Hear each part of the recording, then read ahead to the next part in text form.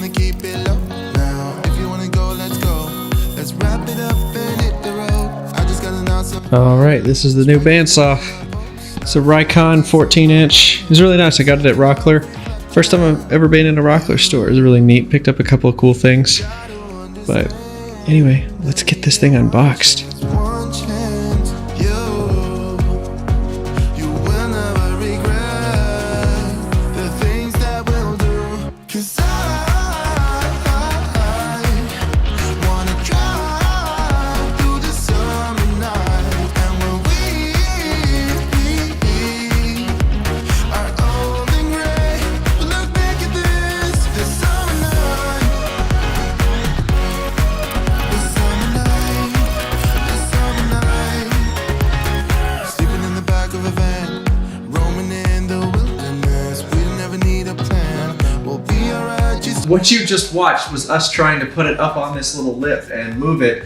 And the base bent. The base broke. We had some wheels on there. Arguably, the wheels were a little too big, but that's not the point. The fact of the matter is that the base is made out of really low quality Chinesium metal. Yes. And the little bracket that the wheel bolts into just bent. The weld At first broke. I thought it was the wheel because we had to use the ones where it's like with the post that goes up through and then you bolt it down. But like That broke. And again, that's another reason that we don't take tool sponsors. If we got this bandsaw for free, I would probably be more inclined to just say, oh, well, it was my fault. You know, I put the wrong wheels on it. But no, you should be able to use and abuse a tool in a workshop environment and do something wrong with it. and not have it completely break. We're talking like It almost welds, fell over. Yeah. Welds completely broke. I don't know if you saw in the time lapse, but like it almost fell over. And if I didn't yell for Jenny to grab it and hold it, it was Yeah, gonna, I'm glad it there was was gonna two fall of over. us. So anyway, yeah, I was kind of stupid for putting those big wheels on it, but at the same time, the tool should be built more sturdy than that. So we're We're gonna build our own base. Yeah, so That definitely won't break. and we've got to finish up some other stuff. So we're gonna run to Home Depot real quick, For and like the 18th time this week. But that's okay. we'll see you soon.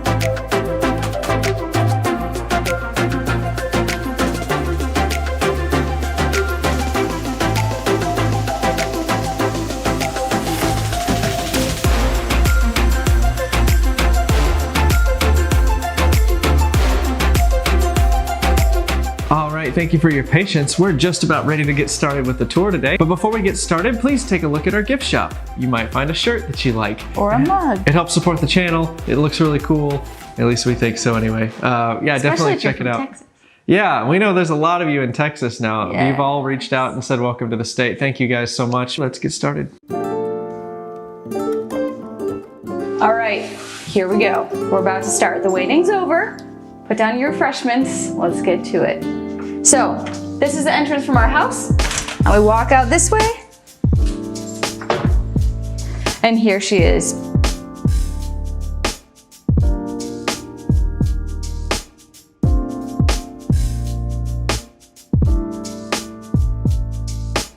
Okay, so we'll start in this corner. This is our 2 horsepower dust collector. It is from Harbor Freight. We had the exact same one in our old shop, if you remember, but we just didn't have enough room to stick it in our trailer and move it all the way down here. So we ended up selling it before we left North Dakota, and we bought a new one as soon as we got down here. So we put it in this corner because the majority of our tools that would need dust collection were on this side of the garage. So this was really the only location where it was the most centrally located that required the least amount of plumbing and tubes everywhere to make it work.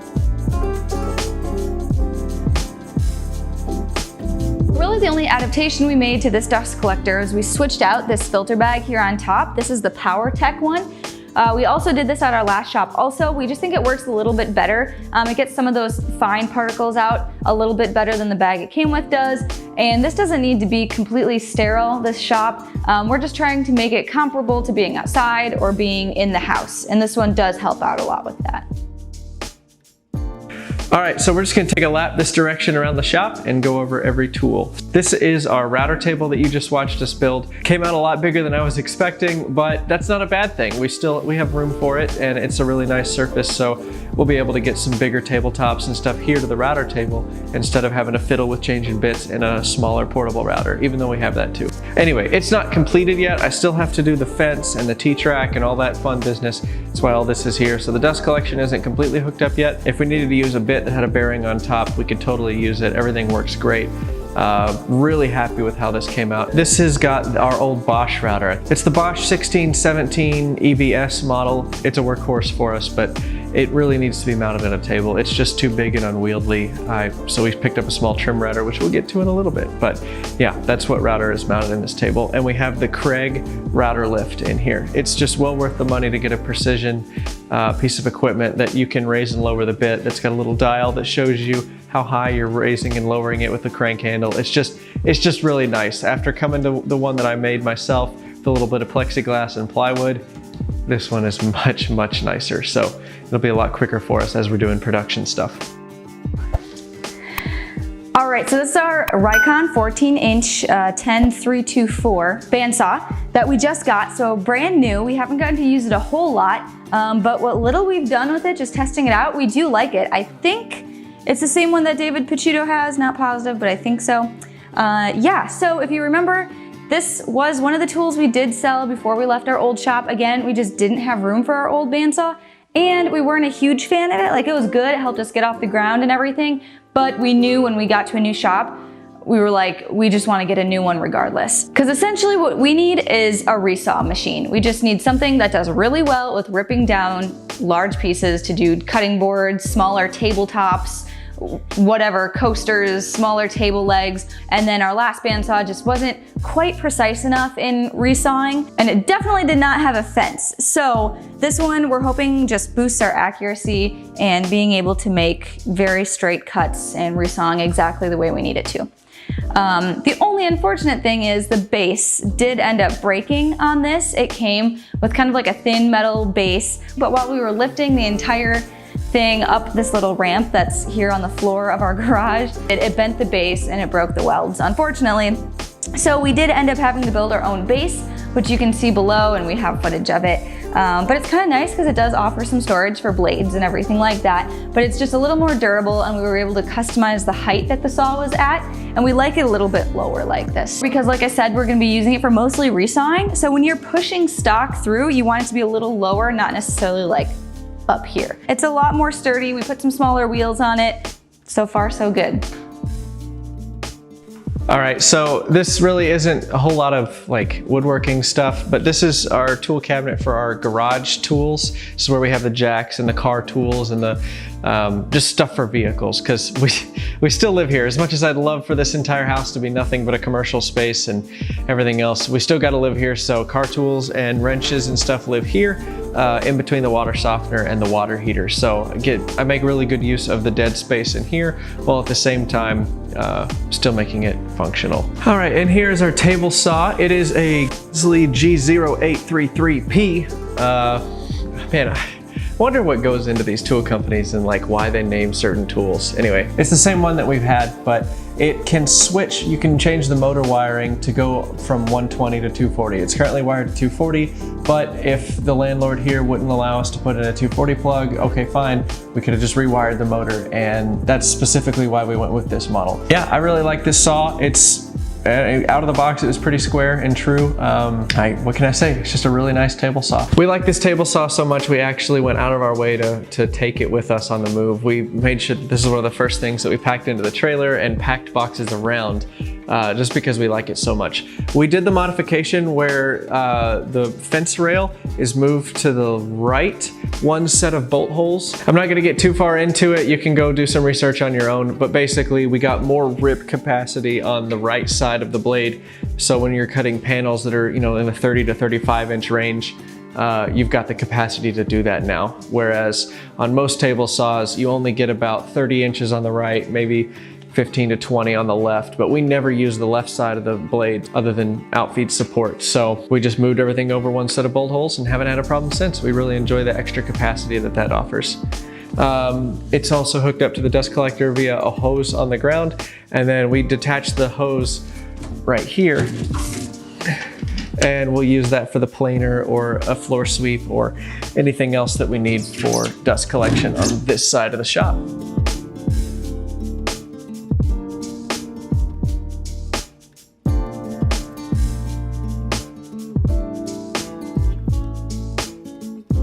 All right, so here we have our clamp wall, and you might be wondering, why the heck is it pushed so far to the left when you have so much wall space on the right? And the answer is 24-inch stud separation. In our old shop, it was 16 inches, but since this is a little older house and it's a garage, these are at 24. So we kind of had to play around with that and these long pipe clamps hanging down so far, but we decided to put the pipe clamps on the left, medium-sized clamps on the right here, and then some of our squeeze clamps right here. This will be where the welding table goes. We do expect it to be about 48 inches long, so we've kind of reserved this space for it. So right now, this is where we're just keeping our old stick welder that we've used in the past. After hanging out with Richard at 42 Fab and learning how to MIG weld, we're definitely investing in a MIG welder to help us with metal table legs and all that kind of stuff. All right, and this is new for us. We have a new tool cabinet. So if you remember back in the other shop, we had those long set of cabinets that I built, and those were really nice, even though we never got to flesh them out and build drawers for every single one of them.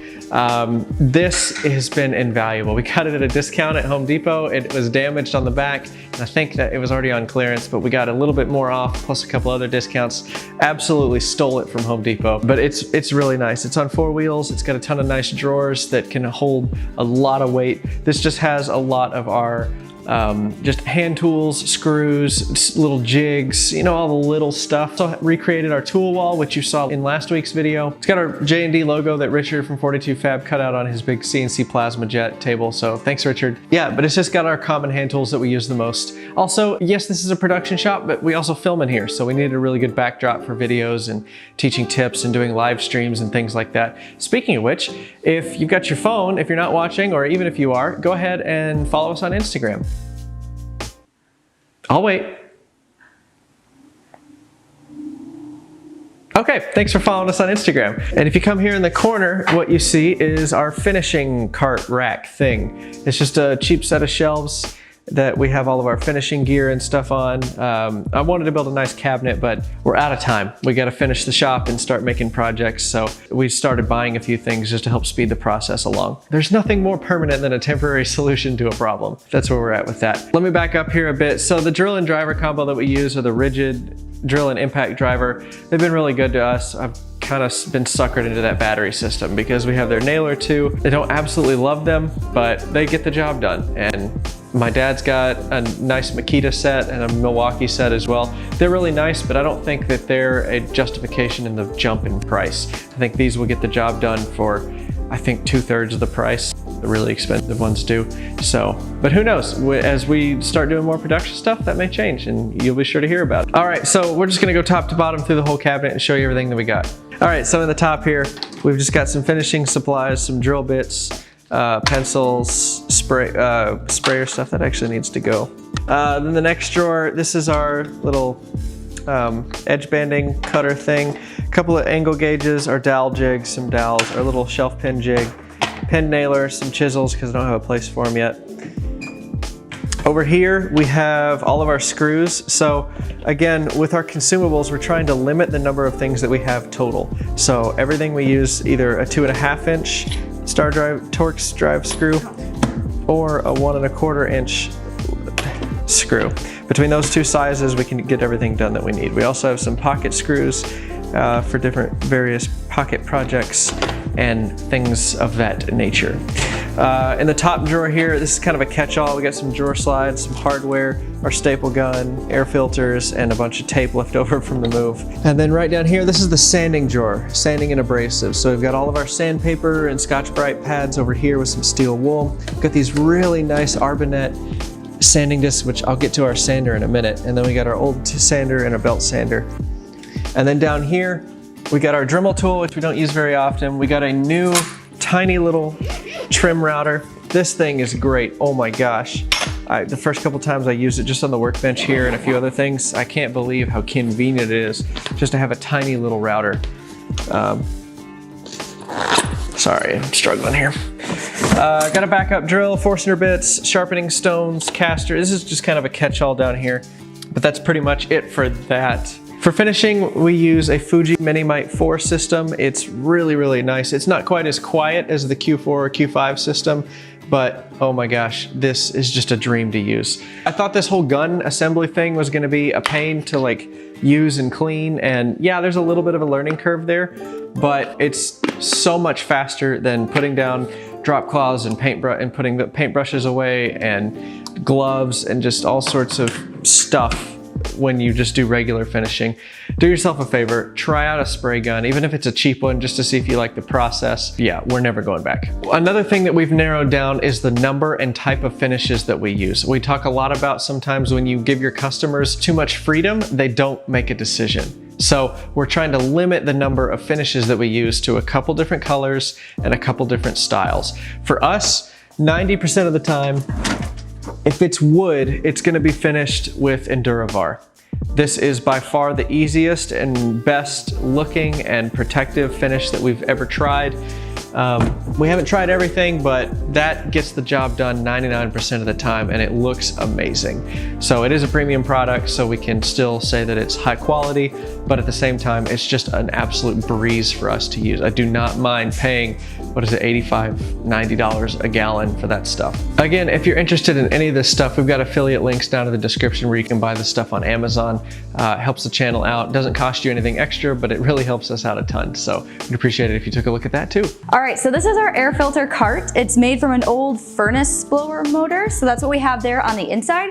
And then we have little attachments for all the filters all the way around. We like it a lot. It works really well. We used Jay Bates's plans to build this one for his air filter cart, and it worked out pretty well. And right on top of it is where we keep our 12-inch planer, and so far it's been good. We kept it on casters, and this was one of the things we wanted to keep mobile because we knew we'd use it a lot, and we're like, well, what's a tool that you can keep mobile that's not going to interfere with anything else you're doing? And for us, that was the planer. And this is Chester. This is what we named our stack of sander. That's what you named. It's what I named our stack of our Mirka sander, which we just got. We'll talk about that in a second. And then this is the container with all of our Festool dominoes, and then the domino itself, all stacked on top of the Festool dust extractor. We did get them all together, and it's nice because we just wheel this thing around to wherever we need it. Again, it's a good tool to have mobile, kind of like our planer, and it's been fun. We like the domino a lot, but on top of getting the shop set up, we also had to make time to like get used to it and figure out how it works and like what size dominoes we want to use and all that kind of stuff. So that's been fun. But yeah, We like Chester.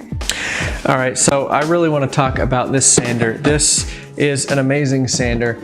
I've seen a bunch of guys use them, and I just kind of thought they were overhyped. I didn't really understand the difference between a good sander and a bad sander until I used this bad boy.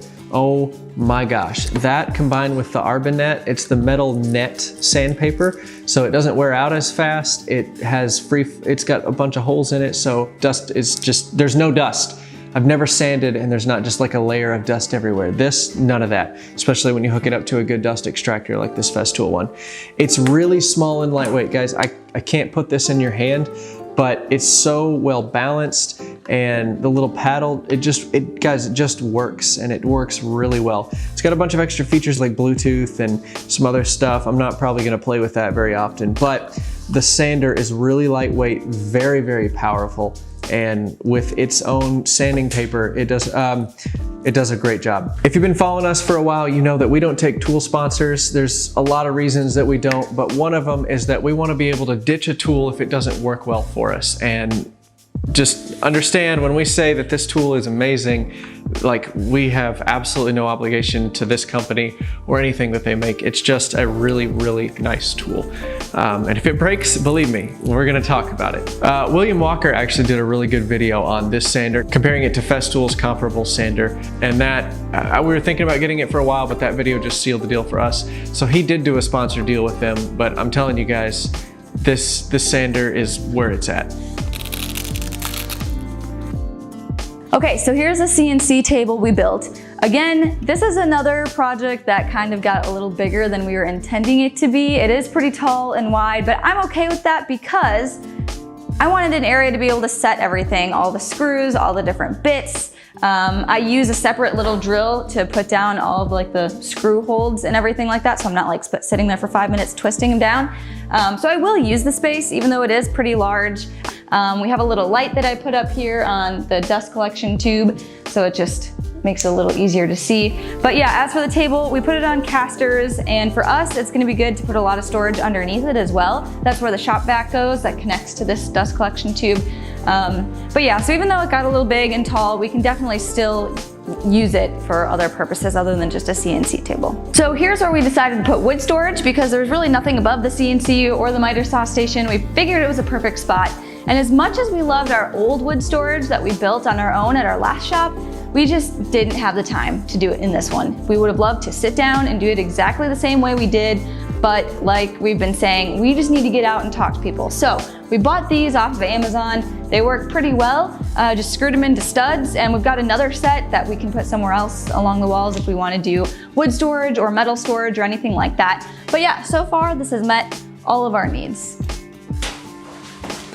All right, and this is our miter saw station. This is not my design. This is designed from a college buddy of mine, or WW_woodworks on Instagram. I'll put his handle right here. So yeah, he came up with this awesome design. He got this Bosch miter saw before I did, but I knew that I wanted this saw for a long, long time, just never had it, just stuck with the 10-inch rigid one. But when we went and visited Johnny from Johnny Builds, he was selling this one. So we made a nice swap there, and ended up with a really cool miter saw. So our stand already fit it and everything was good to go.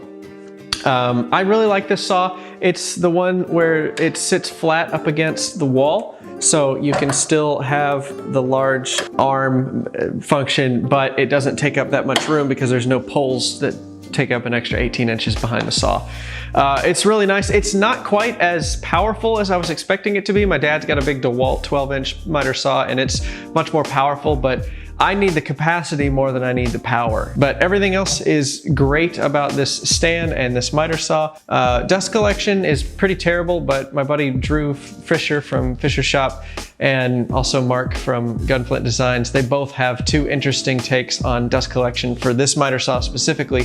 So we may go with one or both of their designs at some point in the future. Right now, we're just using the underneath as storage. We got our dehumidifier, we got some scrap wood storage, some Romex and like wire, like we still got to organize this stuff, but I'm hoping to eventually make cabinets or something down here. I'd really like to take the air compressor and put under here and insulate it, so when it's running, it's not all that loud and it's contained, and I get a retractable hose reel here on the side for the workbench, which we're going to talk about in a minute. But we talked about this in the moving video as well as the blog. Did you know we have a blog? We have a blog. It's pretty cool. We talked about this miter saw station being another priority of something we wanted to take. And yeah, it's just 2x4s and plywood, but the last thing that I wanted to do when we got down here and moved in, that's its own mess of chaos, is just moving across the country. But the last thing I wanted to do was to be on my hands and knees cutting 2x4s out to make a miter saw stand when we got moved into the shop.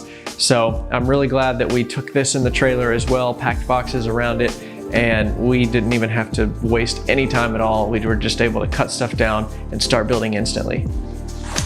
All right, so this is our workbench that we built. We had some footage of it earlier in this video, and we built it pretty fast. It's plywood, 2x4. This is a pulp style workbench. We didn't actually buy the plans, but we kind of just took the idea and the inspiration behind it and built our own. And so far we really like it. Is it the workbench that we are going to have forever? No, probably not.